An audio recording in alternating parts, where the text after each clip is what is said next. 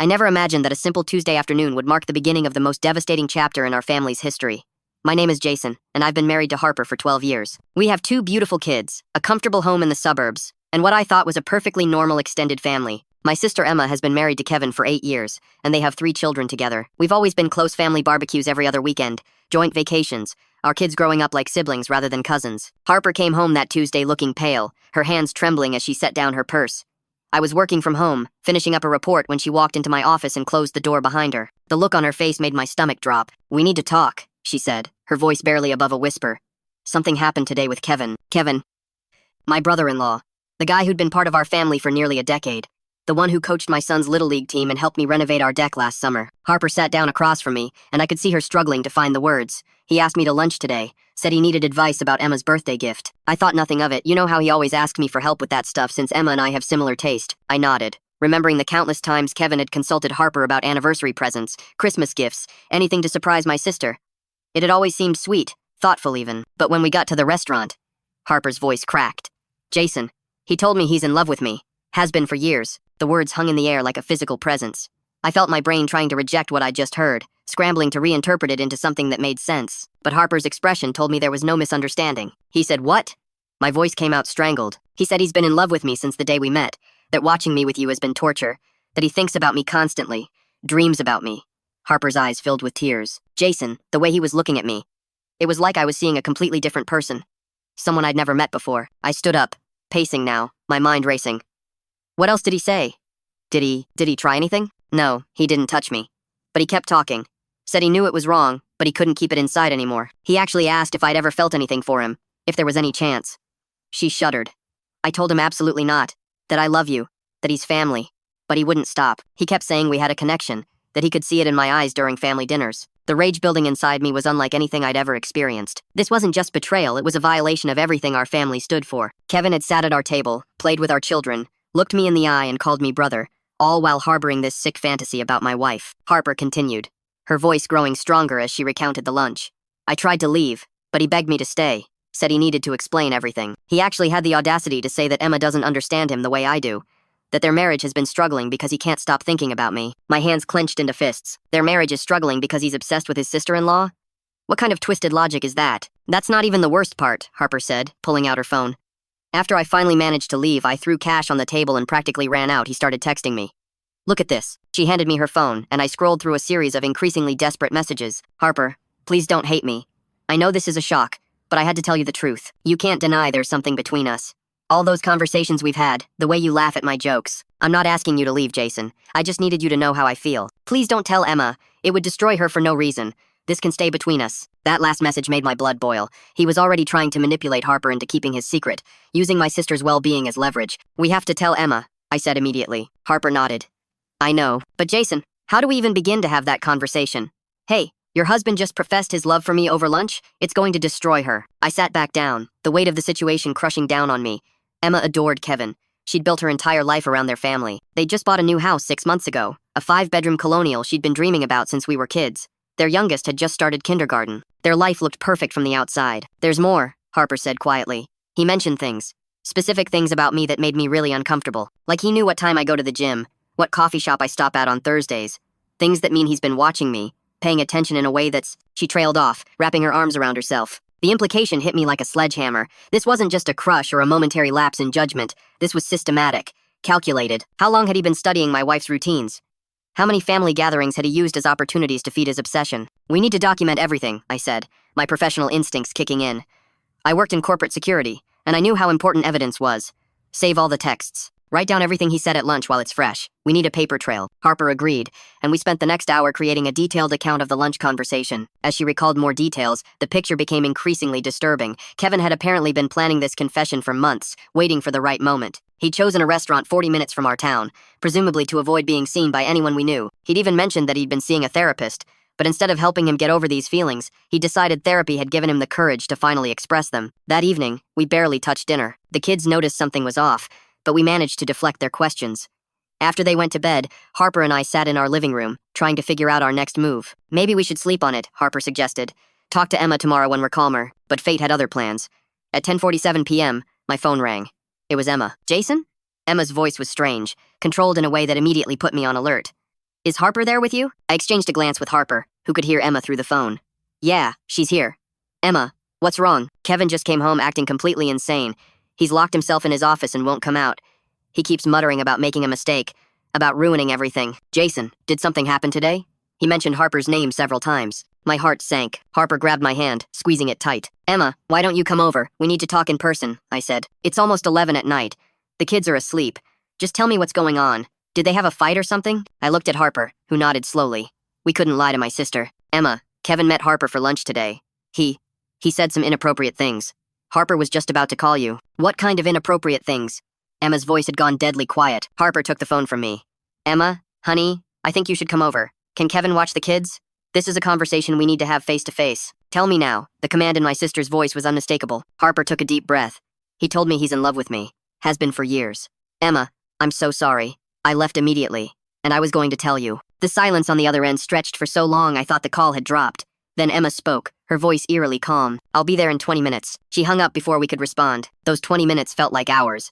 Harper and I sat in anxious silence, occasionally attempting to start a conversation but failing to find the words. We'd rehearse what we'd say, but knowing Emma was on her way, possibly having confronted Kevin, changed everything. When the doorbell rang, I jumped up to answer it. Emma stood on our porch, still in her pajamas with a coat thrown over them, her face unreadable. She walked past me without a word and went straight to Harper, who stood up from the couch. For a moment, they just looked at each other. Then Emma said, "Tell me everything. Don't leave out a single detail." Harper recounted the entire lunch, showing Emma the text messages.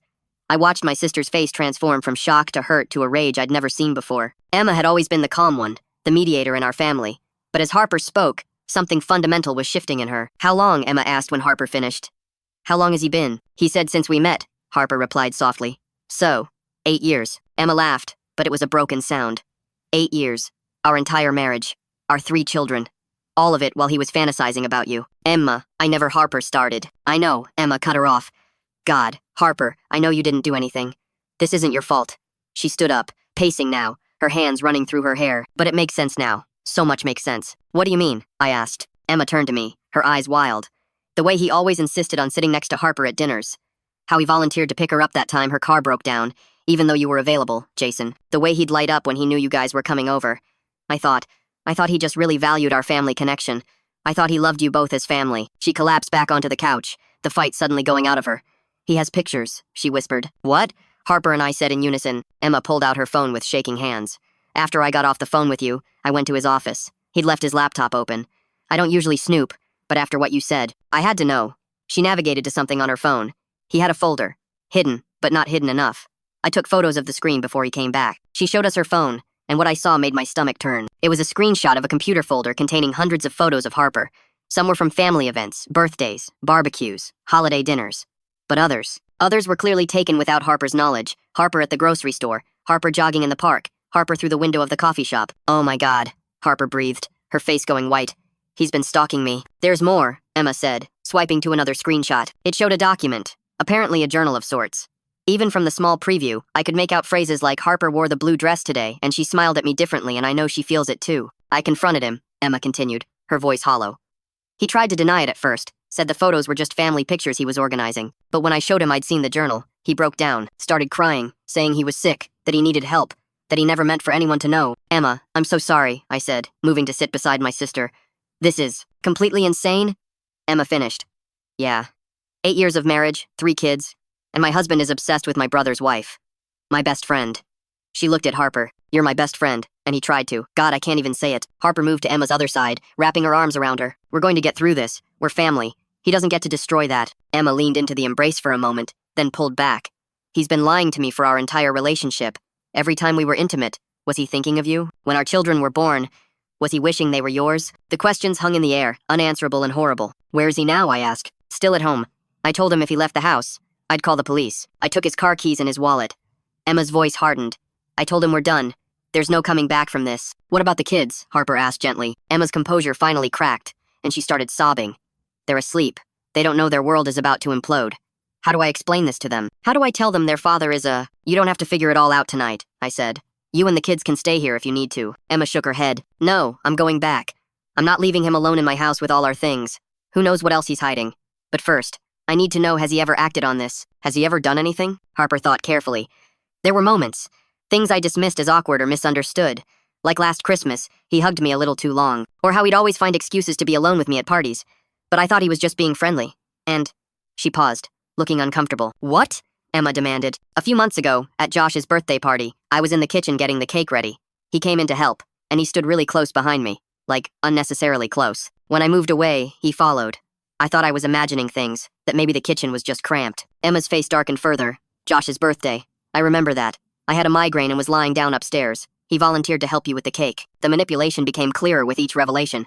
Kevin had been orchestrating moments alone with Harper, taking advantage of family trust in Emma's absence. Emma left around 1 a.m., armed with a plan to consult a divorce attorney first thing in the morning.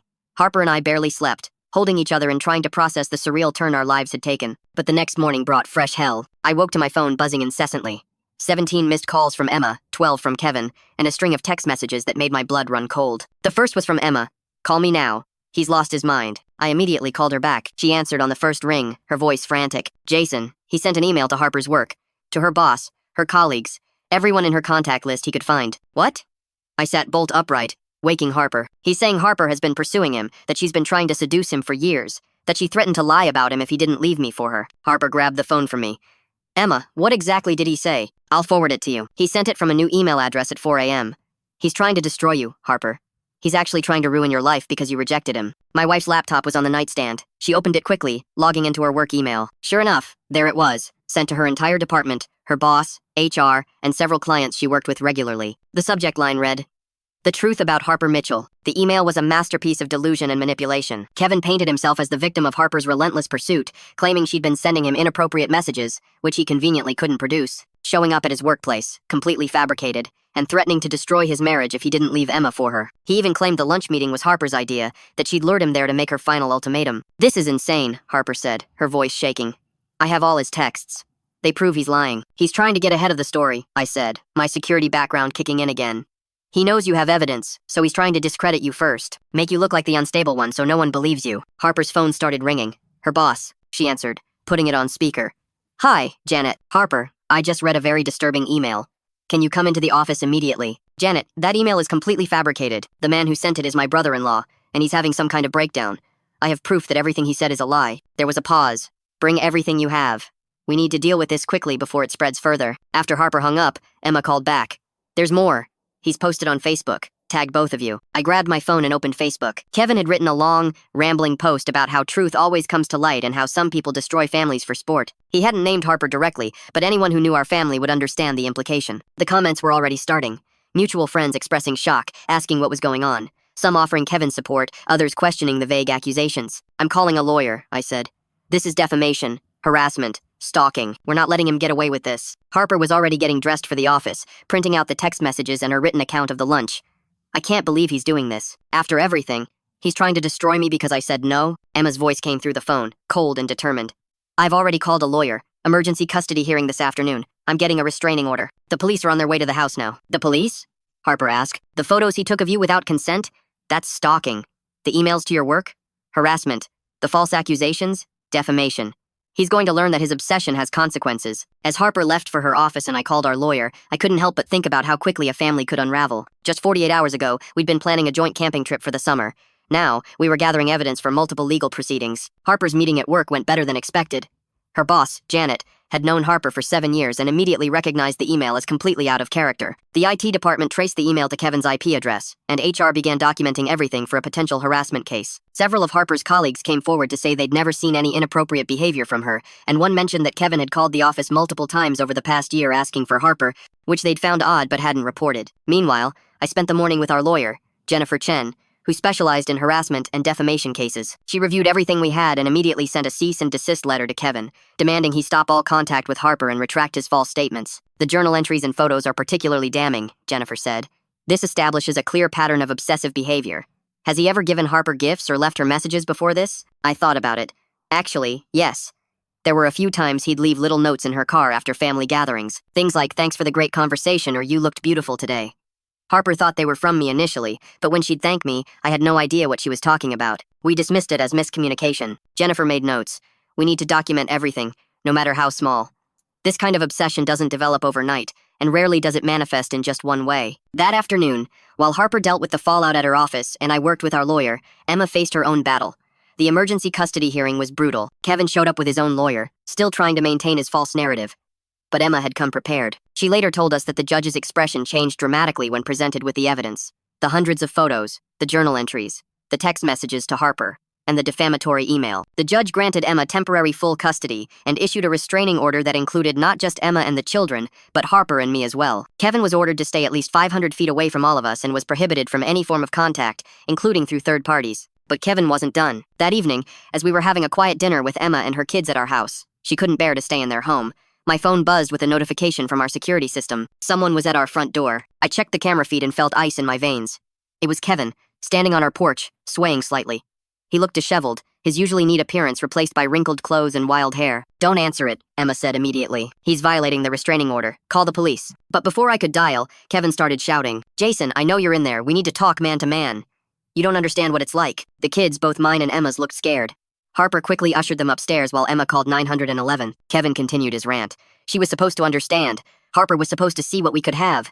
You don't deserve her, Jason. You don't see her the way I do." I stayed away from the door, recording everything on my phone for evidence. His words became increasingly unhinged, mixing declarations of love for Harper with accusations against everyone else. Emma could never understand. She's not like Harper. Harper is perfect. She's everything. I could hear Emma on the phone with the 911 dispatcher, her voice steady despite what she was hearing. Her husband of 8 years, the father of her children, standing on her brother's porch, professing his obsession with another woman. The police arrived within 10 minutes, though it felt like hours. Through the security camera, I watched as 2 officers approached Kevin, who immediately tried to play the victim. "Officers, this is a misunderstanding. I'm just trying to talk to my brother-in-law about a family matter." "Sir, are you Kevin Hoffman?" one officer asked. "Yes, but we have a restraining order on file. You're in violation by being at this residence. Turn around and put your hands behind your back." The arrest was surprisingly quiet after that. Kevin seemed to deflate, allowing himself to be handcuffed and led to the patrol car. But just before they put him in, he looked directly at our security camera and said, "This isn't over, Harper. You know we're meant to be together." The officers took our statements, collected the security footage, and assured us Kevin would be held at least overnight. The restraining order violation was a criminal offense, and combined with the stalking evidence, he was looking at serious charges. After they left and the kids were settled back in bed, Emma, Harper, and I sat in the living room, exhausted but too wired to sleep. "I can't believe this is the same man I married," Emma said, staring at nothing. "How did I not see it? 8 years, and I never suspected." "Because he was careful," Harper said gently. "He hid it well. This isn't your fault, Emma. But there were signs, weren't there? Looking back now, I can see them.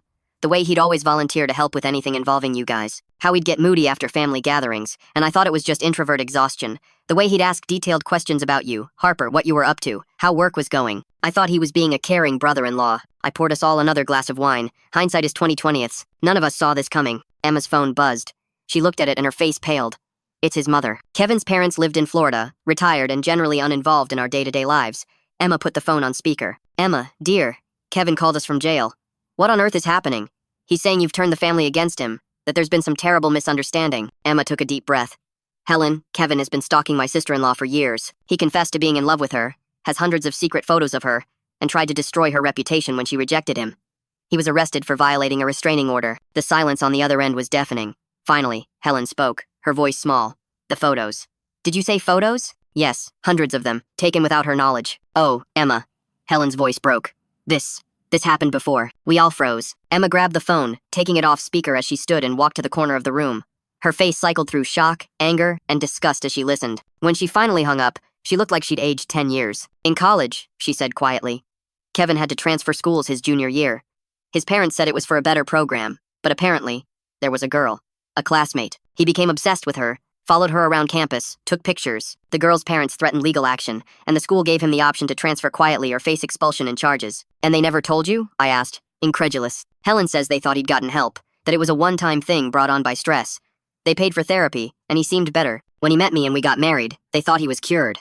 Emma laughed bitterly. Cured. Like obsession is the flu. The revelations from Kevin's mother changed everything.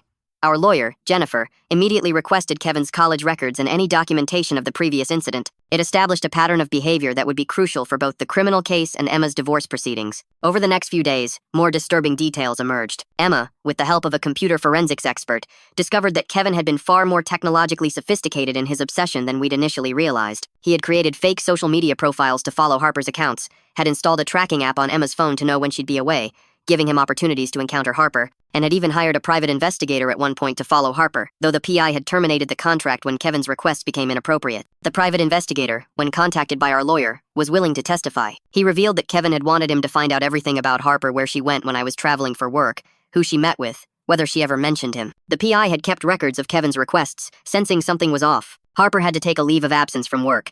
Despite her boss's support, the situation had become too disruptive. Clients were asking questions, and although everyone who knew Harper believed her, the mere existence of the scandal was affecting business. It broke my heart to see my accomplished, professional wife reduced to hiding in our home because of one man's delusions. Emma and her children had essentially moved in with us. Their house, filled with memories of a marriage built on lies, felt poisonous to her.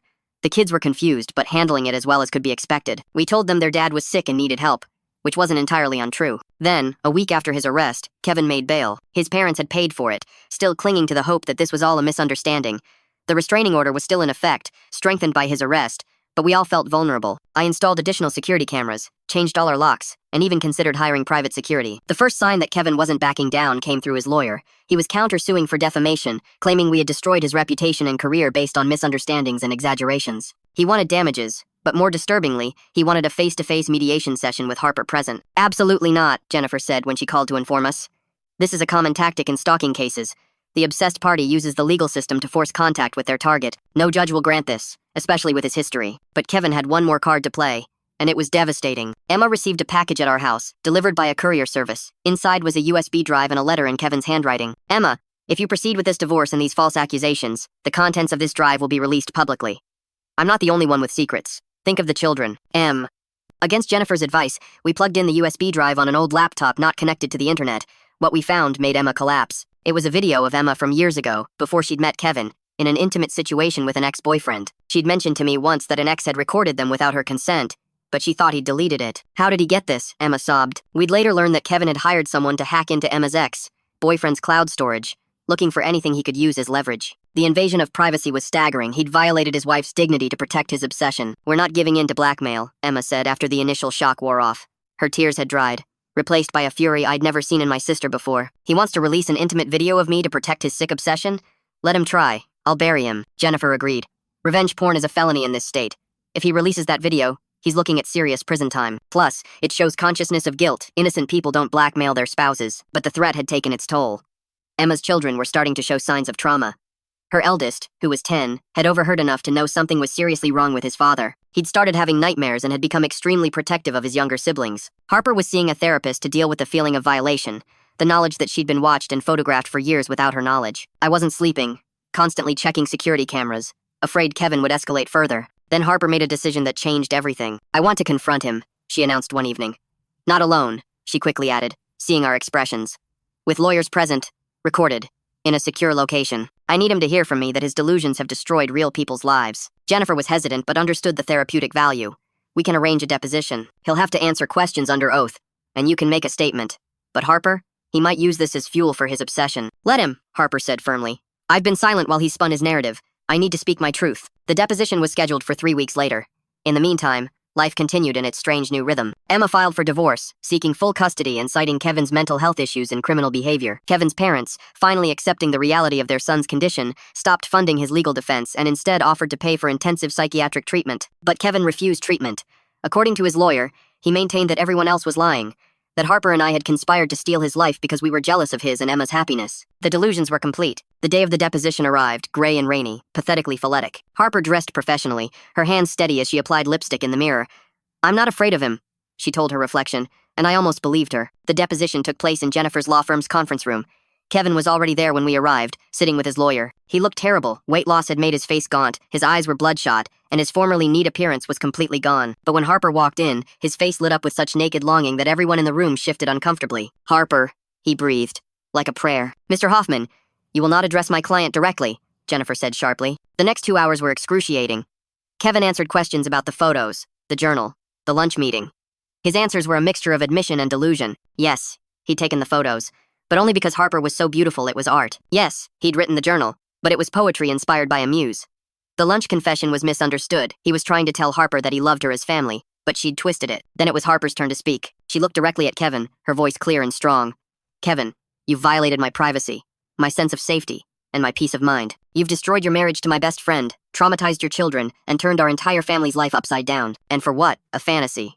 I never gave you any indication of romantic interest. Every smile, every conversation, every moment you've twisted into something it wasn't, that's on you, not me. Kevin tried to interrupt, but his lawyer held him back. Harper continued. You need help, Kevin. Professional, intensive help. Not for us, we're done with you. But for your children, who deserve a father who can someday, maybe, be present in their lives without being a danger to others. This obsession isn't love. It's sickness, and until you acknowledge that, you'll never get better. Kevin's composure finally cracked. You don't understand, he shouted, jumping to his feet. We're meant to be together. I've seen it in your eyes. Jason doesn't deserve you. Emma was just a placeholder until you were ready to see the truth. Security was called, and Kevin was escorted out, still ranting about destiny and true love. His lawyer, looking defeated, muttered something about recommending psychiatric evaluation. The deposition was the turning point, though not in the way we expected.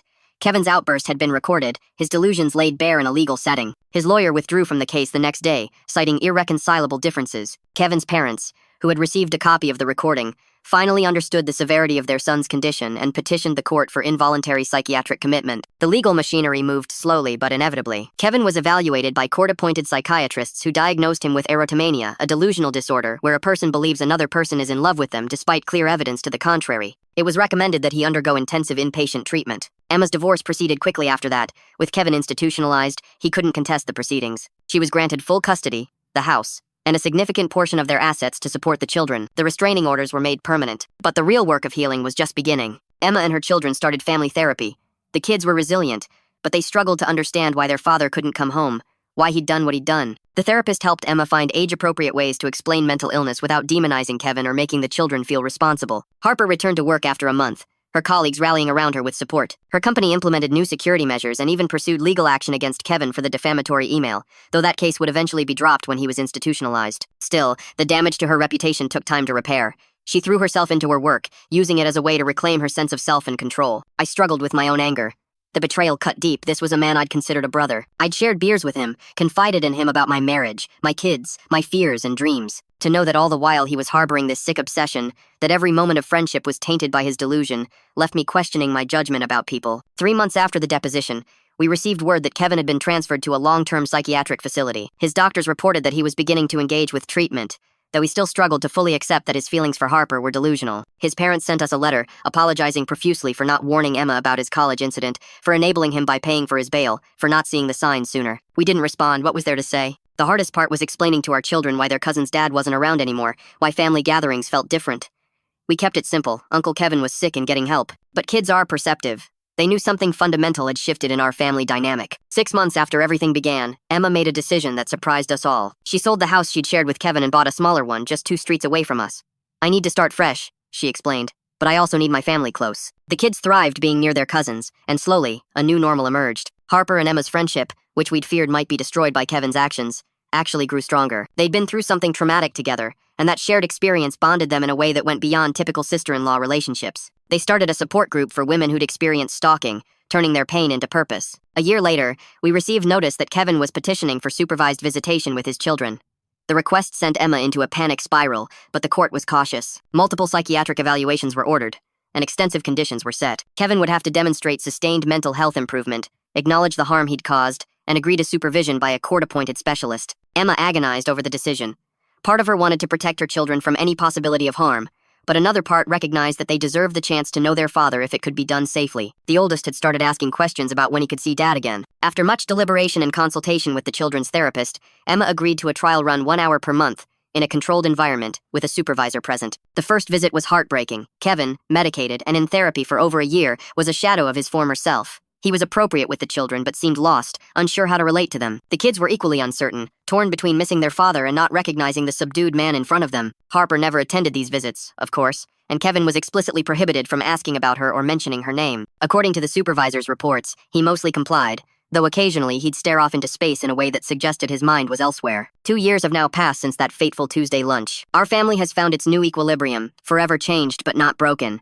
Emma is dating again cautiously, with background checks and full disclosure about her past. The kids are doing well in school, though they all see counselors to help process their complicated feelings about their father. Harper has become an advocate for stalking victims, using her story to push for stronger laws and better resources. She testified before our state legislature about the need for earlier intervention in obsessive behavior cases. The tracking apps, the photos, The escalating boundary violations, she argues that these should be taken more seriously before they explode into full-blown crises. Kevin remains in treatment.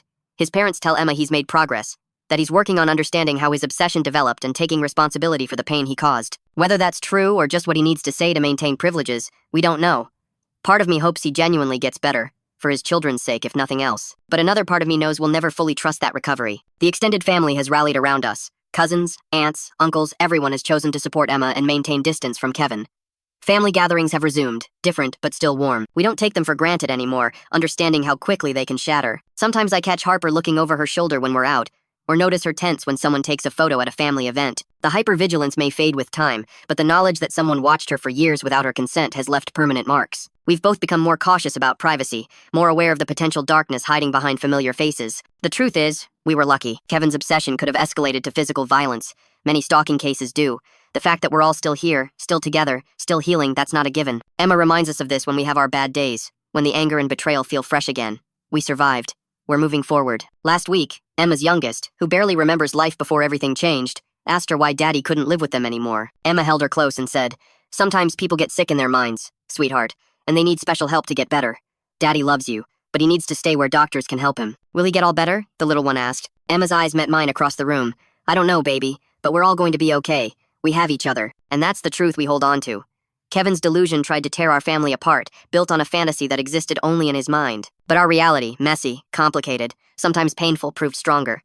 We chose each other, chose healing, chose to rebuild rather than remain in the rubble of his destruction. The photos have been destroyed, the journal turned over to his doctors for treatment purposes. The restraining orders remain in place, a paper shield between us and the possibility of relapse. We don't know what the future holds, whether Kevin will ever truly accept reality or remain forever lost in his delusion. But we're not waiting to find out. Life has moved on, different but not diminished. Harper and I celebrated our 14th anniversary last month, our bond strengthened by surviving this trial. Emma is rediscovering who she is outside of a marriage built on lies. The children are growing, resilient, and loved. We don't talk about Kevin much anymore. He's become a cautionary tale, a reminder to pay attention to red flags, to trust our instincts when something feels off. The brother-in-law, the friend, the father he was supposed to be, that person never really existed. What we had was an elaborate performance by someone whose inner world was consumed by an impossible fantasy. In the end, that fantasy cost him everything real in his life, his marriage, his daily relationship with his children, his extended family, his freedom, and ultimately his sanity. All for an obsession with someone who never gave him a single moment of genuine romantic encouragement. The saddest part? If Kevin had sought help years ago, if he'd acknowledged his problem when it first began, things might have been different. The family he destroyed in pursuit of an illusion was the very support system that could have helped him heal.